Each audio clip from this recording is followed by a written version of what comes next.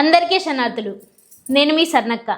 గెల ముచ్చటైందంటే నాన్ వేషన్ అనే అతను దేవుళ్ళని దూషిస్తూ ఆడులను కించవచ్చేటట్టు మాట్లాడిండు.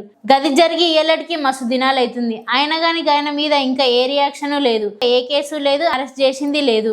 ఇప్పటిదాకా గా ప్రాసెస్ ఏడాకా వచ్చిందో కూడా తెలుస్తలేదా. ఇప్పుడు మా సజ్జన సార్ ఎంట్రీ ఇస్తాడు. ఇప్పటి నుంచి సినిమా మామూలుగా ఉండదు. గా సినిమా వాళ్ళు గదే గా చిరంజీవి సార్ వాళ్ళు ఆయన దగ్గర కోగానే కేసుకు ముందో ప్రెస్ మీటు, కేసు తర్వాత ఓ ప్రెస్ మీటు, మాటకు ముందో ప్రెస్ మీటు, మాటకు తర్వాత ప్రెస్ మీటు పెట్టిండు.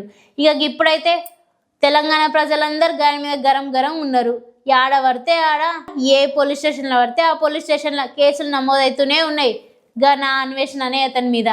ఇక మా సజ్జన సార్ ప్రెస్ మీట్ పెడతాడు. గా అన్వేషణ అనేటోడు ఏడున్నా సరే, ఏ బొక్కలు దాక్కున్నా, ఏడ దాక్కున్నా, ఏడున్నా సరే గాయనని తీసుకొచ్చి మరీ అరెస్ట్ చేస్తాడు మా సజ్జన సార్. గా సినిమాలకే గంతగనం చేసిందంటే ఇక గీ ప్రజలైతే గింతగనం రగిలిపోతున్నారు. గాల కోసం మన సజ్జన సార్ చేయడా ఏంది? ఇప్పటిదాకా ఇంత జరుగుతున్నా సరే, ఆయన మీద ఇన్ని కేసులైనా సరే, సోషల్ మీడియాలో ఇంత హల్చలైనా సరే, ఆయనని ఇప్పటిదాకా పట్టుకున్నది లేదు, ఒక్క ప్రెస్ మీటు లేదు. అసలు ఆయనని పట్టుకుంటారా? ఈ విషయం ఏమైనా పట్టించుకుంటారా? అసలు ఈ విషయం మీద దృష్టి ఉందా, లేక దీనికి ఏదైనా రాజకీయ కోణం ఉందా?